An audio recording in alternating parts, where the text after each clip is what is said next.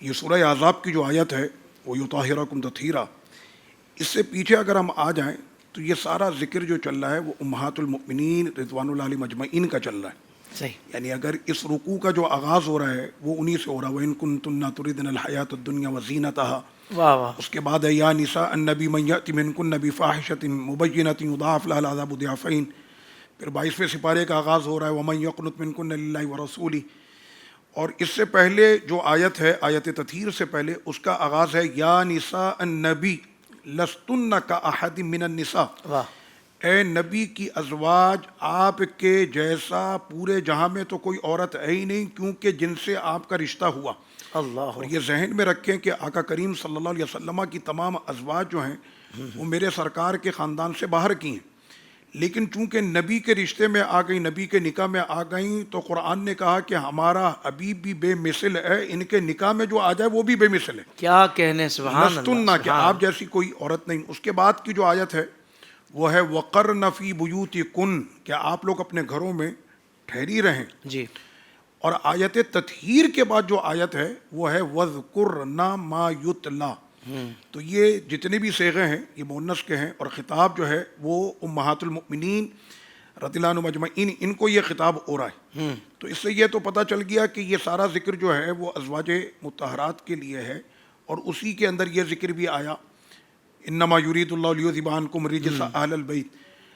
اب کوئی عقل والا اتنی ساری آیتیں کہ جو امہات المؤمنین پر ہیں، بلکہ اب تو ہمارے یہاں عرف میں بھی یہ کہا جاتا ہے، میں آپ کو کہوں کہ حافظ صاحب یہ کھانا آپ کس کے لیے لے کر جا رہے ہیں، تو آپ کیا کہیں گے؟ گھر والی کے لیے.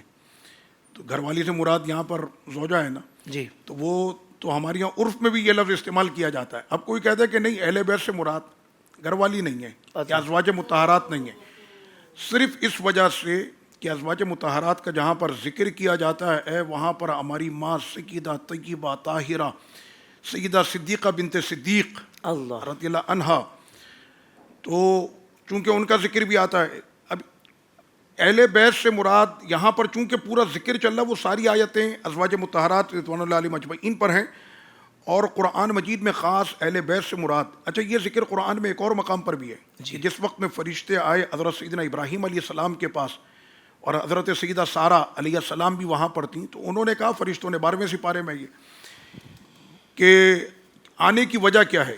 جی. تو انہوں نے کہا کہ ہم آپ کو ایک بیٹے کا تحفہ دینے آئے، یعنی سیدنا اسحاق علیہ السلام کا. واہ. تو اس پر حضرت سیدہ سارہ نے کیا کہا؟ قالوا اتعجبین، انہوں نے کہا کہ اَأَلِدُ وَأَنَا عَجُوزٌ وَهَذَا بَالِي شَيْخًا إِنَّ هَذَا لَشَيْءٌ عَجِيبٌ. کہ تو بڑے تعجب کی بات ہے کہ میری عمر بھی بہت ہو گئی، اور میرے جو شوہر ہیں حضرت سیدنا ابراہیم علیہ السلام، ان کی عمر بھی بڑی ہے. تو انہوں نے کیا کہا؟ قالوا اتعجبین، یہ لفظ پر غور کریں، قالوا اتعجبین. انہوں نے کہا کیا آپ کو اس بات پر تعجب ہوتا ہے؟ رحمت اللہ وبرکاتہ علیکم اہل البیت، یعنی خاص خطاب ہو رہا ہے سیدہ سارہ سے، اور فرشتے کہہ رہے ہیں کہ آپ پر سلامتی، آپ پر برکتیں اور اللہ کی رحمتیں ہوں اے اہل بیت. اللہ اکبر، سبحان اللہ. تو یہ سبحان قرآن اللہ. مجید نے خاص کیا کہ نبی واہ کی جو واہ. زوجہ ہیں ان کو خاص کیا. یہاں پر بات صرف حضرت عائشہ صدیقہ رضی اللہ عنہا کے حوالے سے، میں آپ کو حقیقت بتا رہا ہوں، کیونکہ میں نے دیکھا ملک شام میں بھی کہ وہاں پر 2 مزارات بلکہ 3 مزارات ہیں. ایک حضرت سیدہ ام حبیبہ کا بھی ہے، سیدہ ام سلیمہ کا بھی ہے، اور سیدی فاروق اعظم رضی اللہ عنہ کی شہزادی سیدہ حفصہ جی.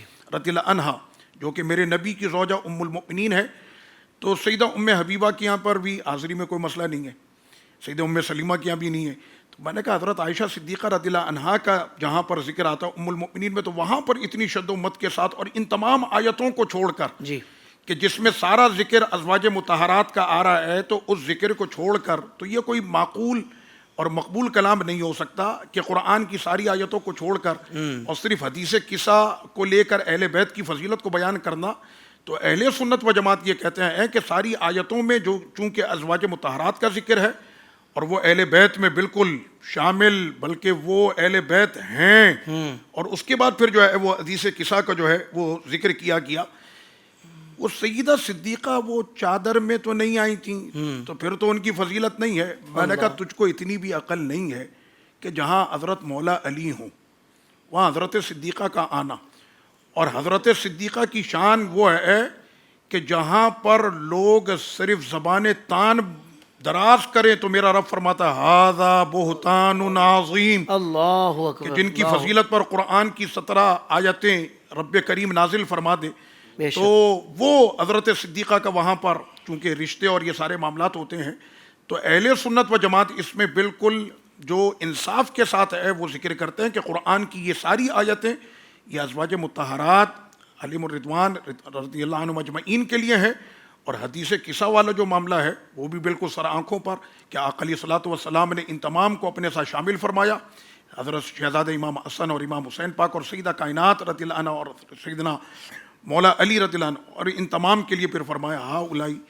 اللہم ہؤلاء اہل بیتی، کہ یہی میری اہل بیت ہے۔ سبحان اللہ، سبحان اللہ، بہت زبردست گفتگو قبلہ علامہ صاحب، اللہ آپ کو جزائے خیر عطا فرمائے، اور کتنے اچھے انداز سے سمجھا رہے ہیں علماء کرام۔ اب بھی اگر کسی کو نہ سمجھ آئے تو اس کو غور کرنا چاہیے کہ بھائی کون سے پردے پڑے ہوئے ہیں، ہم کس صحبت میں بیٹھ رہے ہیں، کن لوگوں کو سن رہے ہیں، کہیں ہم نے اپنا دین ایمان سوشل میڈیا کے سپرد تو نہیں کر دیا کہ وہ جس طرف لے کر جائیں گے ہم وہیں نکل جائیں گے۔ بھائی یہ ایمان بہت بڑی دولت ہے، بہت بڑی نعمت ہے، اس کو کسی کے آسرے پر مت چھوڑیں، اور اس کی جو رہنمائی ہے وہ قرآن و حدیث کی روشنی میں حاصل کریں۔ زندگی کے تمام شعبوں میں دینی رہنمائی حاصل کرنے اور آخرت کو بہتر کرنے کے لیے ہمارے YouTube channel Islamic digital studio کو سبسکرائب کر لیں اور بیل آئیکن بھی پریس کر لیں۔ قرآن سے بھی ملاتا ہے۔